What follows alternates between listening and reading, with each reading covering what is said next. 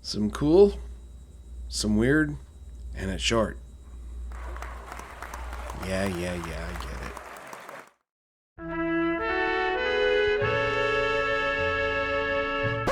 it. Welcome to the Drunk Linux User. I'm Len. I am the Drunk Linux User. And I've recently been playing around with the new Inkscape. In Windows, I use Affinity Designer, which is sort of a lesser powerful Adobe Illustrator type of program. But Inkscape is very powerful and it has a lot of really cool stuff on it. So what I'm going to show you here is a couple of my favorite new features. One is snapping, which you'll find right up here at the top. Snap on, off. Also, this little guy right here gives you an opportunity to change what you're seeing across your toolbar in this little section here. But I've got snap off, snap on. Okay, so let's grab this guy right here. Now I want to center this on the page, and I can do that by, if you can see there, the little green line. When I get the dots connected, it turns kind of purplish, bluish, whatever. Let go.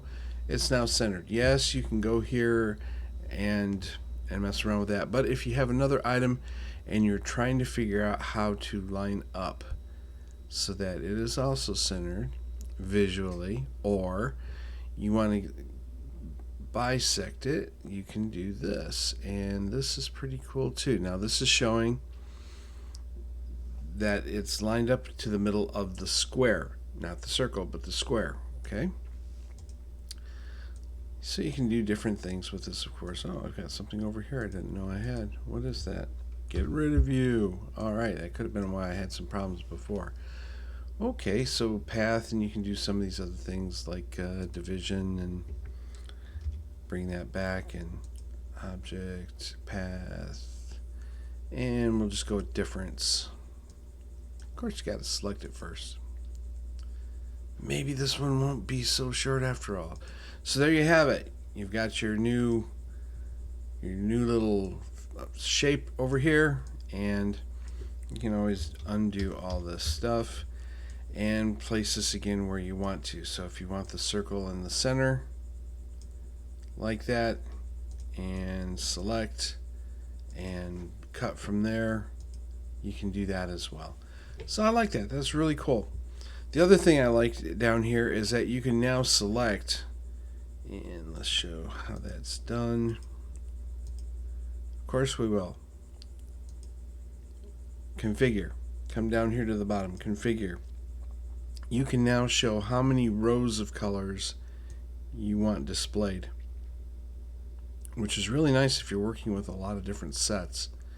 And I figured 2 is pretty good, so I'll just leave it at that. But you can see more colors and your color chooser down here. So very, very nice. A lot of changes.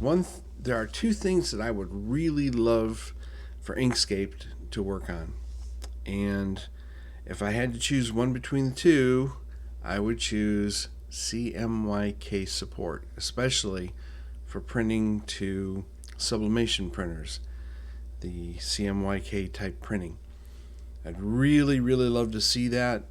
Right now you have to export your SVG file over to another program called Scribus, and within Scribus you can export that as a PDF or print from there.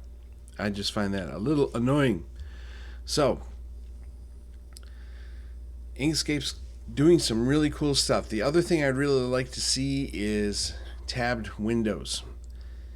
Right now, if you want to start something new, well, it's going to start up a whole new window. And I'm a little spoiled, I'll admit it.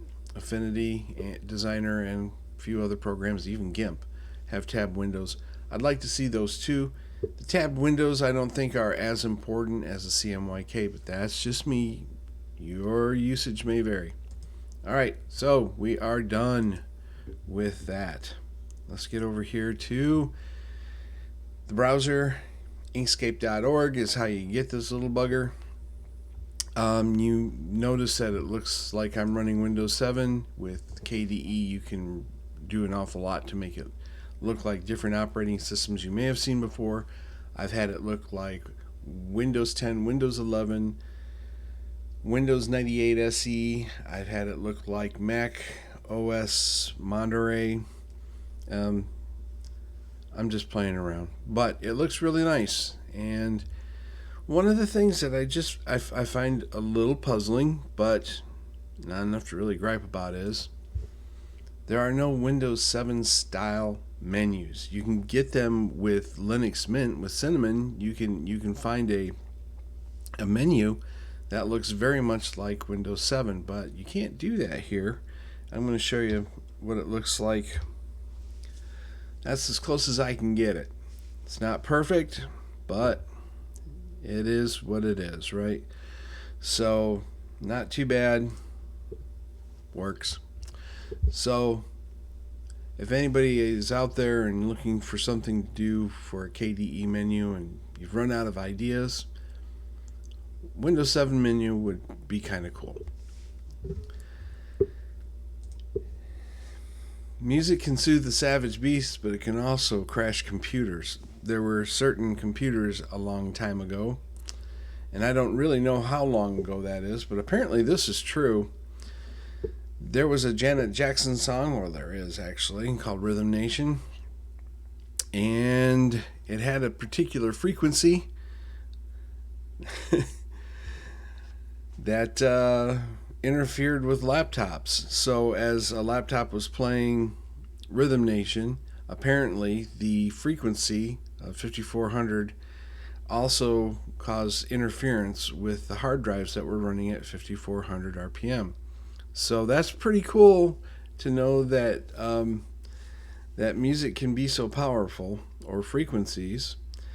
And apparently whoever the manufacturer was did correct this, that they could filter out that particular frequency. But the cool thing about this is, and cool just in knowledge, not in I want to do this, but this is for older laptops, remember, was that not only would it crash the computer that it was running on, but if there were other laptops of the same manufacturer nearby with the same hard drive, same 5400 speed hard drive, it knocked them out too.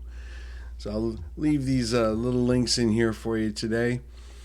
I just thought, with all the crap that I've been throwing at you recently about oh my god, what to do if the power goes out, the internet, whatever, I have something a little bit lighter for you today. But if you're interested in vector programs, I would definitely go with Inkscape. Mess around with that for a bit and see if you like it. And that can run on Windows, Linux, and Mac. So definitely try it out. One of the cool things about stuff like this, it's free. What have you got to lose, right?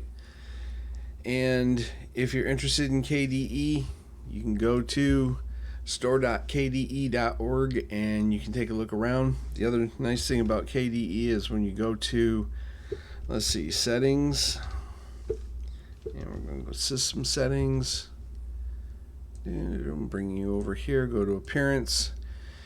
You can get global themes, so you don't have to try to pick and choose everything you want. It'll bring up, oh, somebody's got a Windows XP up there and an Apple Ventura Dark. So you can make your entire system look like any of these global themes if you want to. And if you want to take a look at one of them, all you have to do is just click and you can see what the desktop looks like. You can scroll back and see, and then you can install from here. I'm not going to do that because XP was okay, but I like Windows 7 better. So that's something that you can do there. And if you need to tweak, you can always go into things like application style. When you do something like this, under application style, come down here to the lower right where it says configure GNOME GTK applications, because what they've been doing is they've been trying to give you better integration with GNOME apps in the KDE Qt environment. So as you can see, I've got a bunch of junk in here, but I like playing around with it. All right, so food for thought, right? All right, so let's leave this on our words of wisdom. I told you it was going to be short.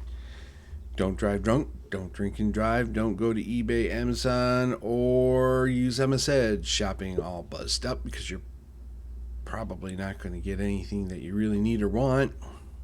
So in the meantime, bottoms up. Later, dudes.